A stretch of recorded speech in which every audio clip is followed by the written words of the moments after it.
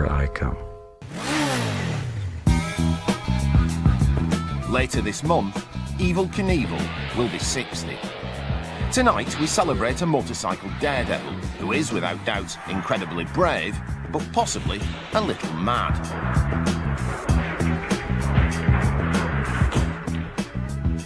To begin Evel Night, we take a close look at the life of the man himself.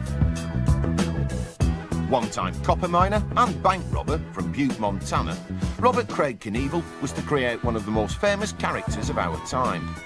In a new documentary, Touch of Evil, he tells how the pain from countless crashes finally took its toll. I'd been hurt 30-some times. And every time I saw a bus or a truck coming down the road, I used to wince when I was driving a car even. Then at 9:55 on Evel Night, it's the first of 3 short films looking at the lives of other daredevil riders. First up is Britain's very own Evel Knievel, Eddie Kidd. It is the Black Knight by a mere 5 feet. At 5 to 10, we turn the clock back to September 1974. David Frost reports direct from Idaho as Evel Knievel attempts to jump the Snake River Canyon in a steam-powered rocket. If I have to hit that wall over there on the other side, I think that maybe I would rather do that than become the victim of a senseless tragedy. At 10:25, it's the second in our series of Nice Jumpers. 27-year-old Fiona Beale is making a big impact in the male-dominated world of motorcycle stunt jumping. At 10:30 on Evel Night, it's a special episode of The Simpsons.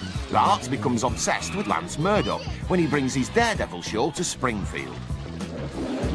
The fact of the matter is, bones heal, chicks dig scars, and the United States of America has the best doctor to daredevil ratio in the world. But Captain Murdoch! Thanks, Lance. You're welcome, little partner. At 10 to 11, it's our final Nice Jumper. One of the few daredevils to come close to matching the crazy jumps performed by Evel Knievel was Frenchman Alain Jean-Prieur. Finally, on Evel Night, it's the 1977 feature film Viva Knievel, starring Gene Kelly, Lauren Hutton, and Evel Knievel. Evel's life is at risk when a band of drug smugglers plot to kill him. Sorry, Miz. I'm not dead yet. You better get some more film for that camera. So, this is how Evel Night lines up.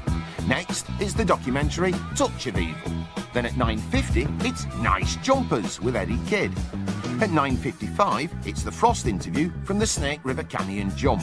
At 10:25, Nice Jumpers Part 2 with Fiona Beale. And at 10:30, the Simpsons episode Bart the Daredevil.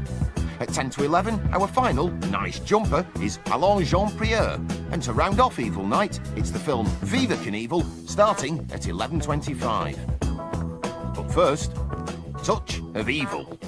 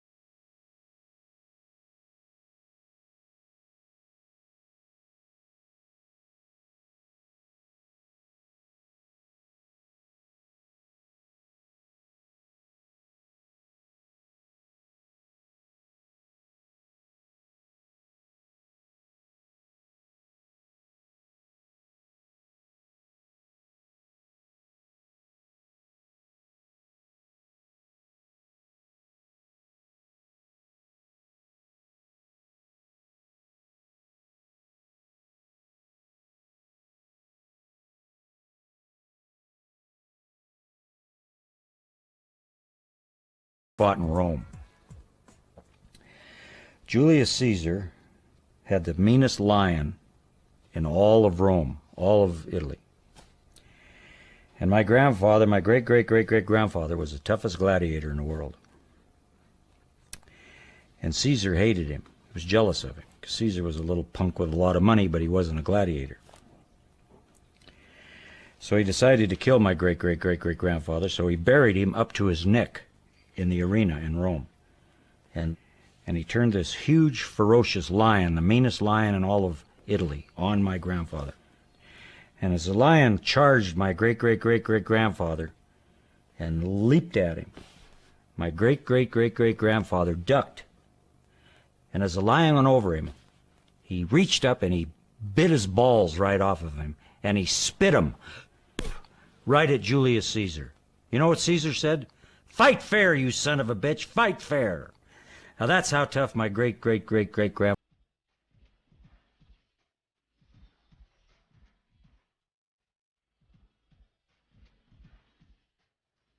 Today, most of the mines are closed and the town is in decline. But in Knievel's youth, Butte buzzed like the old Wild West. This town was loaded with people. Every block had 3 or 4 bars in it. Beers were a nickel. It was just unbelievable.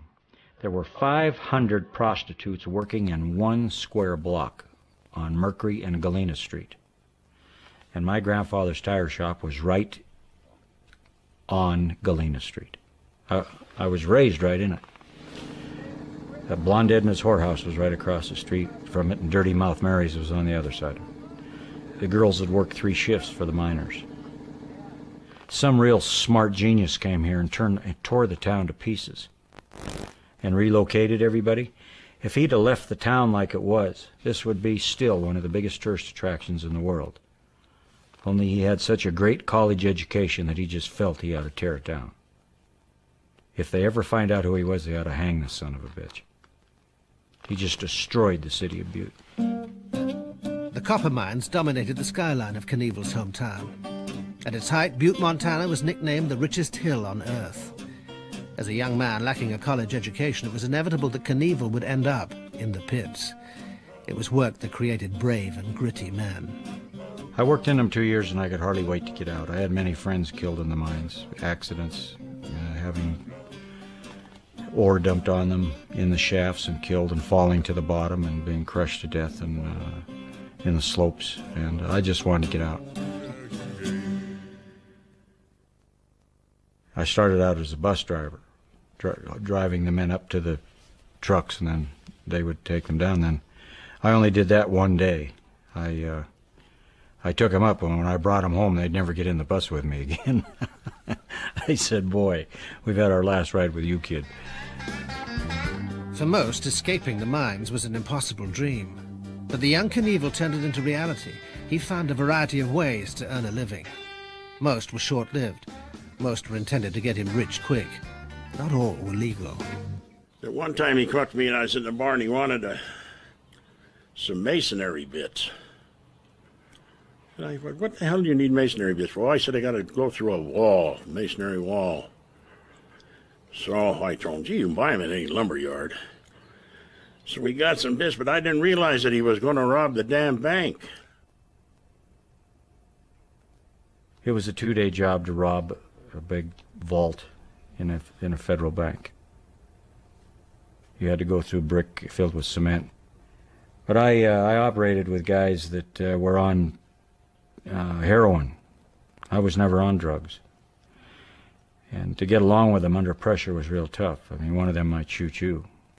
And the pressure got on us so bad that I really had a nervous breakdown. I remember I threw all of the burglar tools and everything in the Sacramento River, California. And I just vowed right then that I would never steal another dime or rob another place, and I never did. Ever have stolen anything, and I'll take a lie detector test for that. Actually, he wasn't a bank robber because he never got nothing. Oh, I figured he'd try anything. I think that's why he started jumping motorcycles, because he couldn't make it as a burglar. I put together a stunt show called Bob Knievel and his Motorcycle Daredevils, Hollywood, California. And my sponsor said, "The nickname you have at the racetracks is Evel Knievel. Why don't you use it? It'd be a better name." So anyway, I did. I wasn't too thrilled with it. I was ashamed of being called Evil. But when I'd get hurt, the show would come to an end. and I couldn't afford to pay the guys. But the jump got so much publicity. The racetrack promoter said to me, he said, I'll pay you to come in and just make the jump at intermission in a stock car race or whatever. So I would get as much as $1, $2 a ticket. So if he'd draw 5,000 or 10,000 people, I was making that kind of money, and I only had my own expenses to take care of. The newly christened Evel had an instinctive grasp of what the public wanted. The people's appetite for daring meant that he'd constantly have to go higher, faster, and further. To achieve that would require nerves of steel, dedication, and imagination. He knew leaping across 2 wooden ramps wouldn't thrill a crowd for long, so he devised his first big spectacle, a 120-foot leap across the fountains at Caesar's Palace Hotel in Las Vegas. The motorcycle had plenty of horsepower. I just didn't have enough takeoff ramp. It was a sunken parking lot. When I came through the parking lot, I only had one run at it. I couldn't go past the takeoff ramp to see if my speed was right. And I just landed about 2.5 feet short of the landing ramp on top of a van. We had a van parked there, so in case I went head-on into the landing ramp, I wouldn't decapitate myself.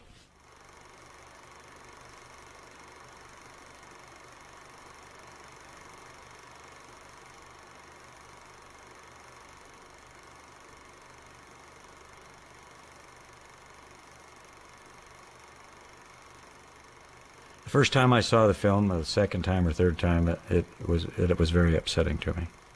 See yourself almost ground to death. The helmet saved my life, that's for sure. Full coverage helmet saved my life. Evel Knievel was in a coma for 29 days. Motorcycle jumping is incredibly dangerous. If you land short, you're screwed. If you land at the ramp, just 6 inches short, like Evel did it at Caesars, that's horrible. It crushed the rear wheel of that motorcycle, threw him into the bars, then over the bike, and just pulverized his bones. Gary Davis is a stunt coordinator on some of Hollywood's biggest movies. In the early 70s, he was a rival of Evel's with his own daredevil act. In an effort to minimize risk on some of his more elaborate stunts, he has raised motorcycle jumping to a science. When I leave a ramp, as soon as I crest the top of the ramp, I roll the throttle off and push the handlebars away from myself. That seems to level the motorcycle out. Now, if any time during my travel through the air, the front end comes up, I tap the brake and it sucks the rear end back up and levels the bike out. If the front end is getting low, if I've shut the throttle off too fast and the front end gets low, then I rev the throttle and bring it back up. So it's not necessarily a passenger ride from the time you leave the ramp till you land. You should still be riding it in the air, and there are things you do instinctively. If you have to think about it, it's too late. Evel didn't do any of that. Evel hit the ramp as fast as the motorcycle would go and gritted his teeth and accepted the challenge and took whatever was dealt him. I know what kind of bikes he was on. He was on, factory racers. And he had beefed up suspension, but the distances he went, which was 80 to 100 feet on an average, was a long ways, and it was more than anybody else would try and do back then. The older motorcycles that we used to jump, they only had 4 or 5 inches of travel in the rear. Actually, only 3 or 4 in the rear, and probably 5 or 6 in the front. On a motorcycle today, if this were on the front end of the motorcycle, this is the front fork. It compresses, and it'll compress down 12 inches and back up again. If the suspension is not set to dampen correctly, it'll compress going down and dampen it, but it springs back up too fast and lofts you off the motorcycle. Evel's belief in a wing and a prayer extended to the preparation of the ramps he needed to get his bike airborne. We'd build them ramps, and then he'd get back and eyeball, move it this way, and a bunch of us, we'd drag it over through, move it back a little, and he'd be there. That was how technical that was. It was all him. But he had to make the jump, so if he wanted it moved a half an inch, we'd move her a half an inch for him. As the cult of the Flying Daredevil grew, Evel found himself in increasing conflict with another strain of motorbike enthusiasts. During preparations for a big jump in San Francisco, a simmering dislike reached boiling point. Well, that jump that I jumped at the Cow Palace, I think it was 13 vans or 15 vans. Anyway, one of the Hells Angels threw a tire iron at me and a piece of steel of some kind. I mean, these guys are dogs. They belong in penitentiaries. They're murderers, they're thieves, they're drug dealers. I don't care about the riding of the motorcycle. One of them threw the tire iron at me, and I saw this little bastard standing there in the middle of the floor giving me the peace sign, the finger. And I always wanted to punch one of them anyway. So I revved my motorcycle up and I threw it into a slide and I knocked this guy piss over tea kettles.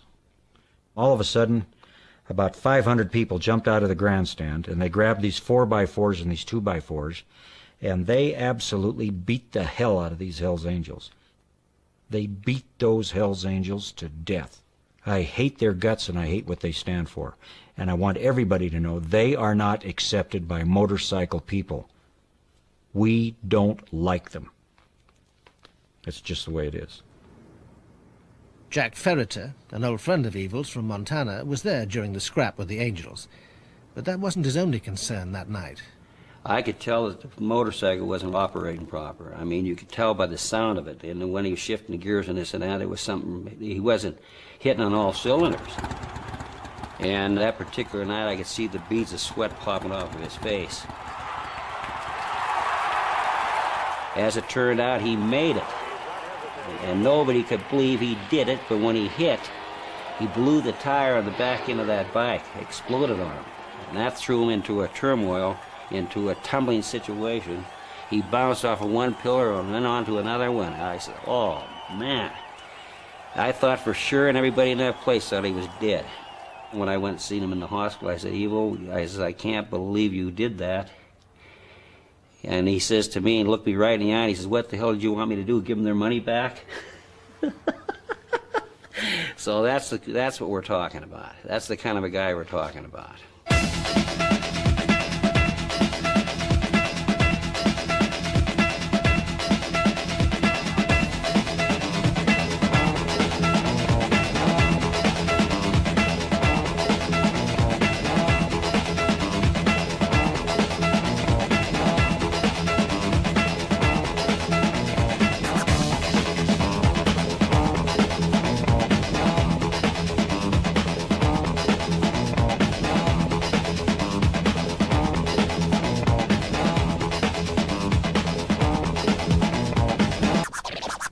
A major part of the Evel Knievel charisma is his very convincing manner in persuading an audience that he knows exactly what he's doing.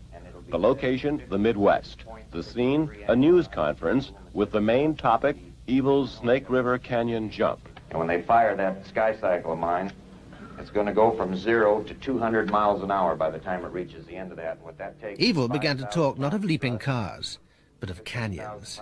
His dream had been to fly across the Grand Canyon. But denied by the Arizona state authorities, he headed instead for the Snake River in Idaho. From day one, it was a bizarre, if not suicidal, project. Evel invented a special vehicle, the X-2 Sky Cycle. Built from the rusty fuel tank of a Navy bomber, held together with baling twine, 2 unmanned test flights ended in ominous failure.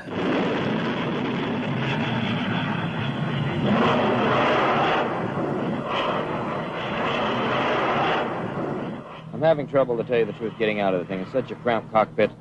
If it goes in the river, how the hell I'd ever get out of it, I don't know. I mean, and how's the scuba diver going to get me out? I mean, I can't find the damn parachute release down there because the thing is so cramped in. The canyon jump was just, it was a huge build-up, and because for a little girl it was the end of the road, because he told us, you know, he wasn't going to make it, and he really thought that. And he had set everything up at home so that when we got home, you know, we knew he wasn't going to be there. And he would always say our little goodnight prayers together with us. You know, now I lay me down to sleep, pray the Lord my soul to keep that one. And I guess he always, you know, brought across that he believed in God. So I don't know, there wasn't a real scary feeling of, you know, what would happen to him, just that we wouldn't have him anymore. And I didn't know what life would be like. without our whole life on a roll with Evel Knievel. Stopwatch will go on at 10 seconds. Camera's on at 5. But brought up with the Butte mentality which maintains if you say you're going to do something, you do it, Evel didn't see the certainty of death as any valid reason to pull out of the leap. Now, for this last 30 seconds to countdown. Happy landing, Evel.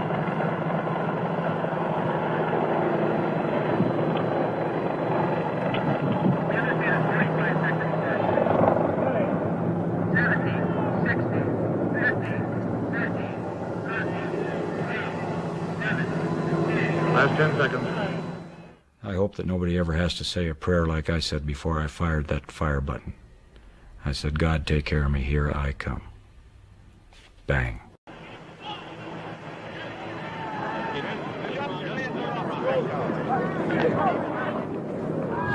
The family is hysterical and in shock, crying. They think Evel may be dead or maybe drowning in the river.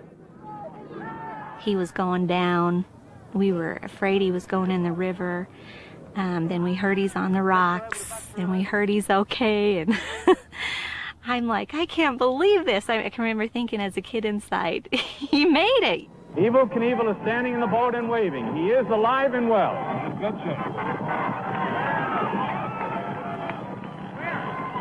I think he's lucky he didn't get over there, because all that thing was a tin can, no safety bars or nothing in it.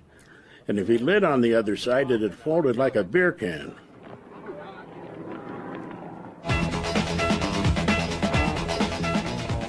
Gloria's failure only enhanced the legend. Everyone wanted a piece of Evel. The stunt cycle model, launched by the Ideal Company a couple of years before, began to leap from the shelves of toy stores across America.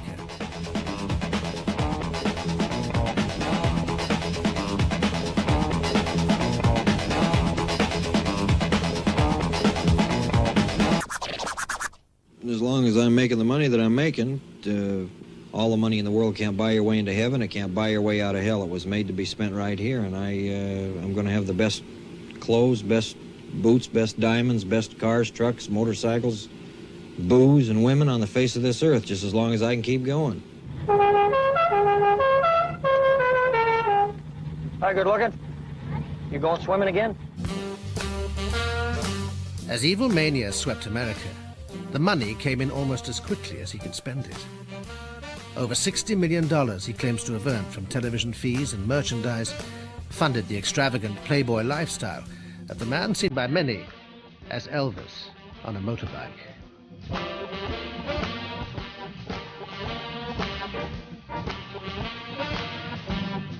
Legend has it he once enjoyed the favors of 8 different women in 24 hours, and he was rarely separated from his favorite companions, whiskey and beer.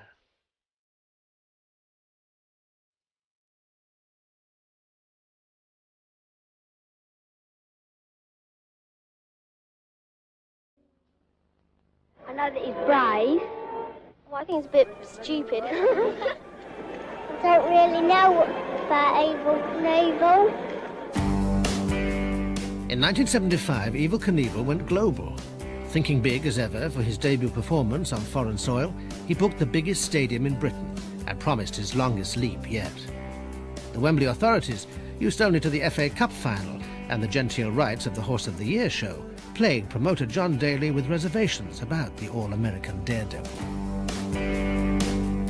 They were about to put on a show which, quite honestly, they became more and more terrified over.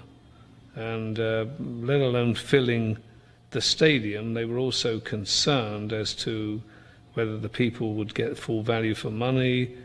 You know, what about the turf? What exactly does this Evel Knievel do? Is there any chance we could change his first name?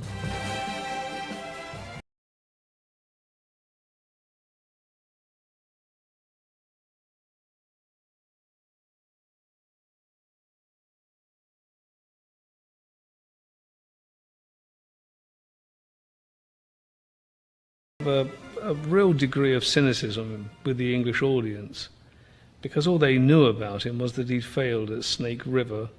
Some said he pulled the parachute too quick. So there was a sort of a doubt about this character. But Wembley has never seen an Evel Knievel, nor has London. And 80,000 of them have turned out. The American commentator for ABC television at Wembley was Frank Gifford. He will be jumping over 13 buses. I walked into Wembley Stadium. I took one look at all those buses lined up and the ramp going up to the furthest end of Wembley Stadium, and I thought, oh boy, here's no chance. And I guess about an hour later he came in, and he had his kind of raggedy leather suit on, not his jumpsuit, but one I think he had spent the night in it. And he came in and he said, "How you doing, Frank?" I said, "I'm doing fine." I said, "You're not doing too well, though, are you?" And he said, "Well, I'm hurting." And that was the first time he looked over and he saw the buses. And he said, "Hell, I can't do that." I said, "You can't do what?" He said, "I can't jump that far." And I said, "Well, let's take a bus or two out. We don't care." This is no. He said, I said I'd jump 13, and that was the end of it. We had put microphones in the tunnel where he was going to come out of, and then we played the English national anthem, and then we, out of good manners, we played the American national anthem, and of course the Evel started to let go of the throttle, and I'm afraid sort of bedlam took place.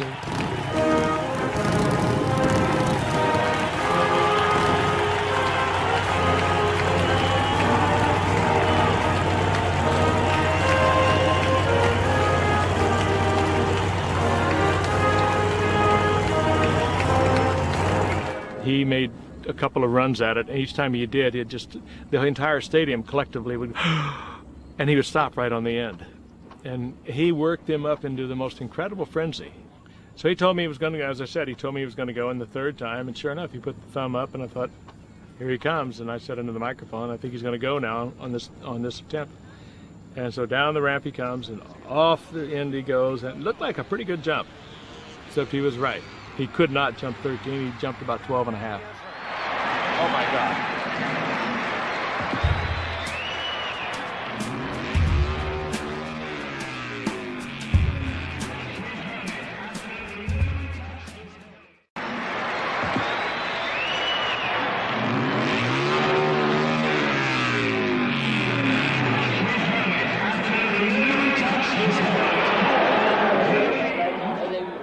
But despite the crippling pain of a broken hand, fractured pelvis and concussion, Evel Knievel never forgot to be the consummate showman. I've got to tell you that you are the last people in the world who will ever see me jump, because I will never, ever, ever jump again. I am through.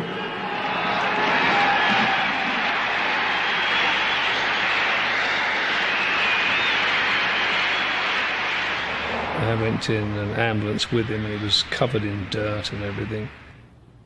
He was badly shook up, but he still kept his sort of sense of humour, because he said, he sort of apologised. He said, "I'm sorry, John," he said, "but my granny always told me to catch the last bus." And I said, "Forget it, it's okay." Well, first we take the arms and try to bend them in place. Then we put a little plastic on the feet and the face. We take the right leg and fix it so it fits on a bike, and take the left one and do with it whatever we like. Then we screw around a little with a plate in his hip, put a zipper in his bottom, and we button his lip. And things that we don't recognize go back in the bag, and we mop him up all over with a surgical rag. Like a two-wheeled Frank Sinatra, for Evel, retirement was a relative term. Just 4 months after the Wembley knockdown, he bounced back yet again at Kings Island, Ohio. You can't do it and say you're the best in the world and then fall off and get up and say, "I quit." Not if you're an Evel Knievel, you can't. And I'm not going to quit that way. I will try it again. If I make it, I'll continue. And if I don't, I'm going to pack it all in.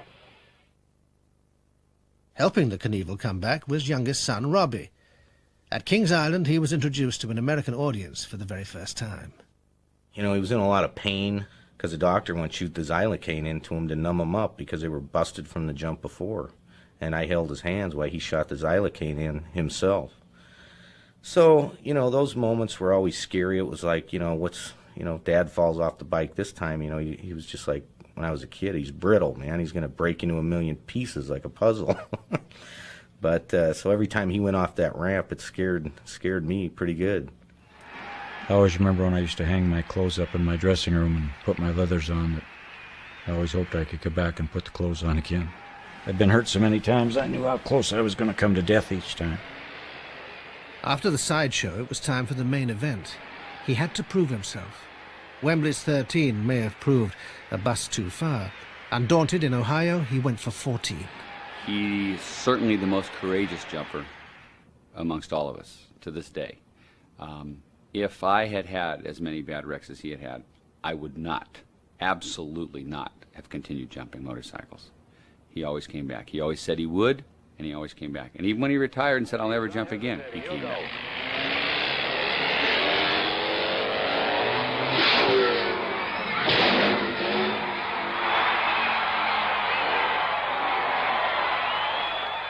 It was a massive jump, a world record.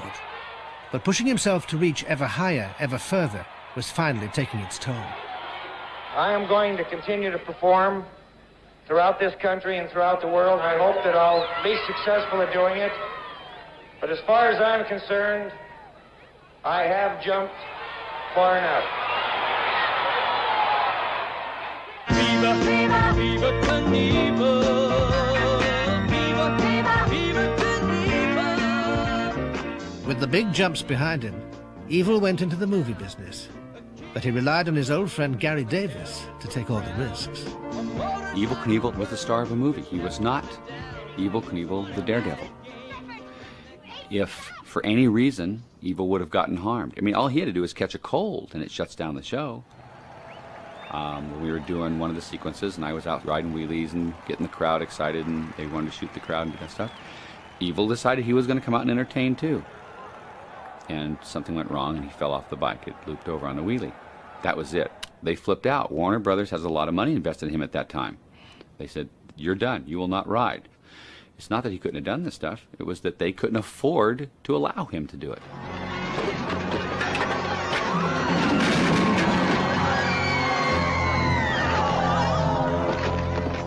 Ladies and gentlemen, please stay in your seats. Please stay in your seats. Viva Knievel didn't get too many mentions at the Oscars, and Evel returned to jumping and revved up for what he said would be one last TV spectacular. This time in Chicago, jumping a tank of sharks.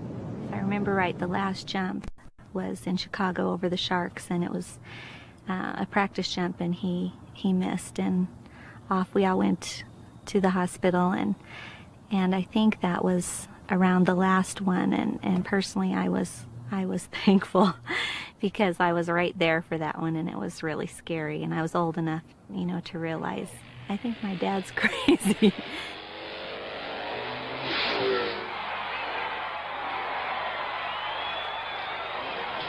For the first time in his career, he was not the only one hurt in a smash. A television cameraman lost an eye in the accident, and the show was cancelled. This was effectively the end of Evel Knievel's jumping career. Of course, there was always talk that he would do this one last big hurrah, so you always kind of lived with that. But I'm pretty secure now that he's not going to do any more jumping.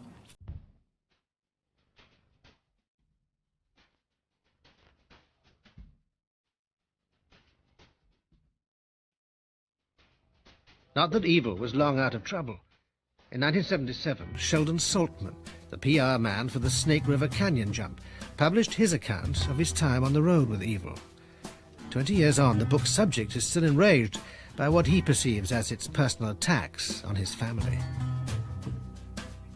This guy's name was Sheldon Saltman. Shelly Saltman.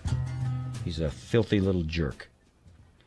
When I catch that guy, I'm going to strangle him. I'm going to slap him so hard. If I catch him in Los Angeles, I'll slap him so hard, they'll pick him up for speeding in San Francisco. That's how hard I'm going to hit him. This guy co-authored this book and wrote the worst crap in the world. Said I hated my mother. It's a lie. He said I was a drug user. That's a lie. This Saltman's just represents the rectum of the earth. When Evel on tour hit the bookshops, the boy from Montana reacted the only way he believed was right. It was to lead to a speedy arrest by the Los Angeles Police Department. He's got a baseball bat and broke his arms. He don't write any more books. It's hard to write with broken arms. Hard to type, too. The next time I'll do it different. Next time I'll send somebody. If somebody tells lies about you and your family around this town, they're going to get a thumping. And that guy that came up here was trying to exploit Knievel's family, and he kind of kept them in the background. And I think the guy got everything he deserved. But it's too bad that, well, I've had to go to jail over that. He probably wouldn't have here in Butte. But down in California, it's a little different. They all said that I had a guy hold his arms while I broke them. I did that because both of my arms were in casts. I had casts on both arms when I went after him. I thought he might take the bat away from me and kill me with it, so I had somebody with me. But I'd like to see him now and just punch him. Show him how hard I can hit him. There are some people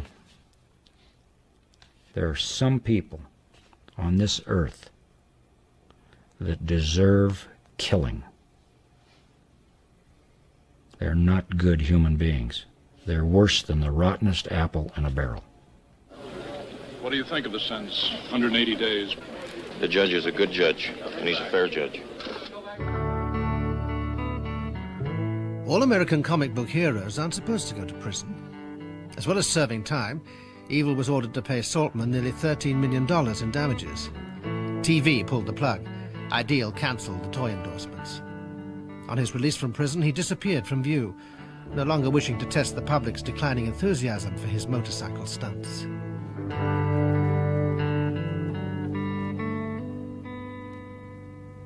How long can you, use that kind of an act? I mean, he had nowhere to go with it, other than to keep reaching and keep reaching, putting in another bus, putting in another truck, or whatever it might be. And I think that ultimately he would have killed himself had he kept trying to do that. Physically, he was pretty well banged up and beat up, and the people lost interest in it. I just dropped out of sight and played golf and relaxed. I just completely withdrew from the public. I'll tell you, I came to a point in my life where I just couldn't pull a gun out of the holster anymore. Just couldn't do it. Couldn't pull the trigger. I mean, I'd been hurt 30-some times. And every time I saw a bus or a truck coming down the road, I used to wince when I was driving a car even. It's something you can't explain, but believe me, it gets to you. Alicia, his fourth child, was born in 1980, the same year as his first grandchild. But retirement and a burgeoning family was not enough to save his marriage to Linda. Now, Evel has a new love. When I first met him, I was about 3 months away from getting married, and I just met him on the golf course, and the next day we played in the golf tournament, and I saw him after the tournament, just to say hello. And then I saw him again about 2 months later at a restaurant I was managing. He came in, and I don't know, and after that, I went out with him once. I was kind of debating whether or not to get married or not get married, and I called off my wedding, and we packed up, and we came to Montana for 3 months. 2 decades on from his 70s heyday, just like flares and disco, the senior citizen, Evel, is back in demand with an American public addicted to nostalgia. Discount, no matter where they drop by. Boy, what I won't do to save a buck.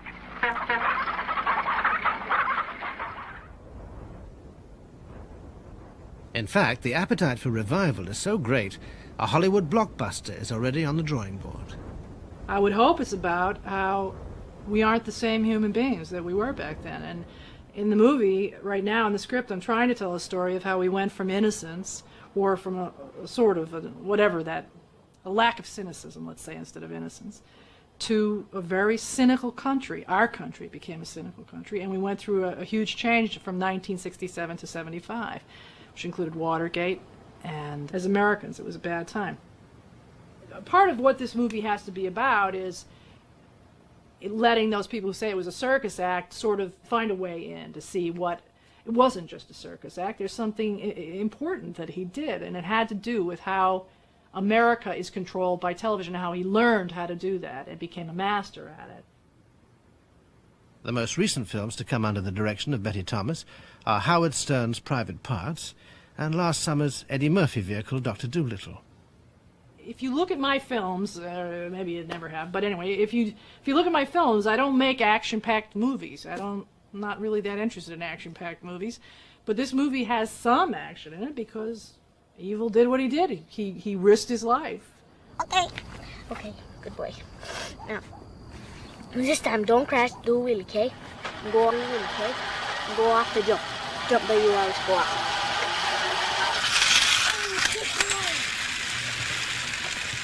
That's the good one.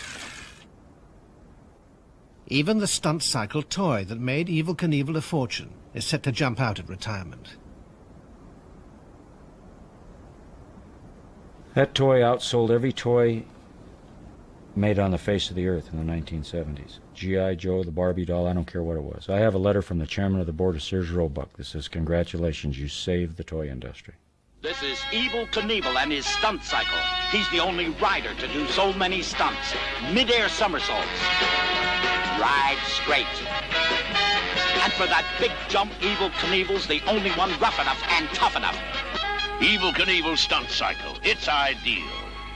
My sister, who was younger than I am, had a Barbie doll and a Evel thing on a motorcycle thing, something, and she used to jump the Barbie pool. There was a Barbie pool or some junk like that, and she always had Evel jumping over Barbie and the pool and ending up in the pool. I mean, that was part of her thing. A revamped stunt cycle is headed for toy stores this Christmas. It's aimed at a new generation of fans. But for those 30-somethings that grew up with Evel Knievel, the original will always be the best. I played with one of these. I remember exactly where I was. I was at Clifford Rucker's house in Woodmere, New York, on Long Island, where I grew up, and we were jumping him off the top of the stairs, and Evel Knievel flew down and flipped over and danced on his head like this, all over the floor, and we never stopped. We never played with him after that. We just couldn't believe it. I remember I looked at this kid Clifford, and he looked at me, and we couldn't believe it. We'd never seen anything so miraculous in our entire lives. And after that, that was it. I couldn't, he couldn't do anything more amazing than what we had seen. So.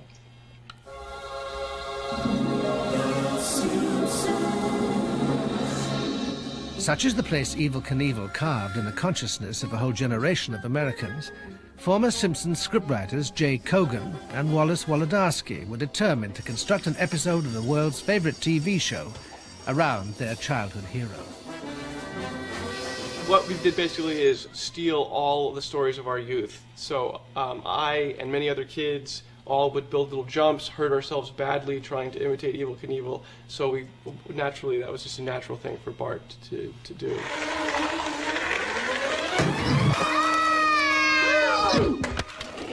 Oh no, he's hurt! Bad! Much of it seems to be based on Evel Knievel and his ilk. The lion in the Shark Tank, I think, was our invention.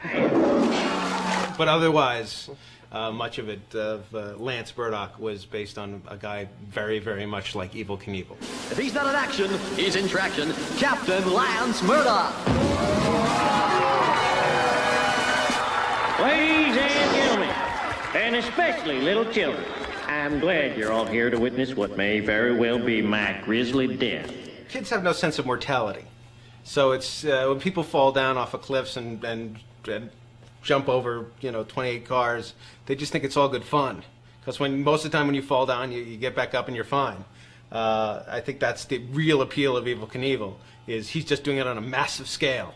He's falling down on a massive scale, and that's just, great for any kid. But he also just kept doing it. That's the amazing thing. I mean, Right. He got so badly hurt time and time again. I mean, didn't he break? I mean, the line in The Simpsons is he broke every bone in his body except his thumb, and then he puts his thumb up and it breaks. Ow! Doc, I heard a snap. I'm afraid the bone's broken. Well, that's all of them. Entrepreneur Sam Cassell is one of the leading players in promoting this strange late 90s Evel Knievel revival. There's a whole subculture of young people who are getting involved in extreme sports and extreme activities like skateboarding and wakeboarding and taking those sports to the absolute limits. And the only icon that remains out there is Evel Knievel. These X-Game athletes and I, we share a special bond, one that allows us to understand each other, even if sometimes we can barely understand ourselves. Every extreme sport is about catching air, whether it's skiing, wakeboarding, skateboarding. It's all about getting up in the air. And what other global figure caught more air than Evel Knievel? For Sam, Evel is the philosopher king of blue-collar America. He's immortalized the air catcher's more idiosyncratic thoughts in a new book subtitled The Attitude of Evel Knievel. This attitude of Evel Knievel has also carried over into a lot of his speeches that he's made before his famous jumps, and has developed quite a charisma with the spoken word. And it's kind of an A to Z quote book, but on the subject of heaven, Evel says, I want to go to my own kind of heaven. It's got a canyon there that I can jump across safely. It's got a golf course I can shoot par on every day. Buses I can jump easily. It's got draft beer that doesn't make you fat. It's got a lot of beautiful girls running around, and my wife won't get mad if I go out with any of them. And my kids stay small all their lives and don't talk back to you. Now that's my kind of heaven. Well, on himself, on Evel Knievel, the character, he says, Evel Knievel was a character I created. He was even hard for me to live with sometimes. He wouldn't do anything I told him, the dumb son of a bitch.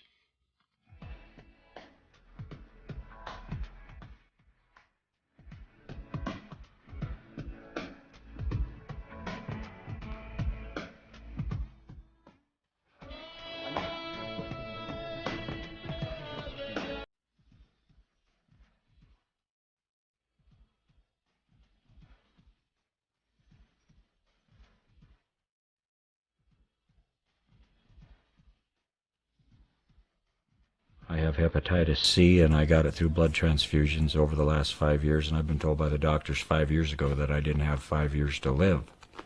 But I feel pretty good. And my friends tell me I look pretty good, so I'm taking it one day at a time. They were going to operate on me here just 3 months ago. I said, Doctor, I know I can make it through. And he said, well, I hope you do, because there's a man that has 5 or 7 days to live, and he needs a liver, and he's the same blood, old blood as you are. So I stayed out of it. I don't think negatively about it. I mean, I think 100% absolutely that he'll recover from that and he'll feel a lot better when he does. But it's hard to look forward to it happening because it's going to be such a difficult process. But, you know, that's part of being in a relationship. If I didn't want and expect that to happen, then I am free to go.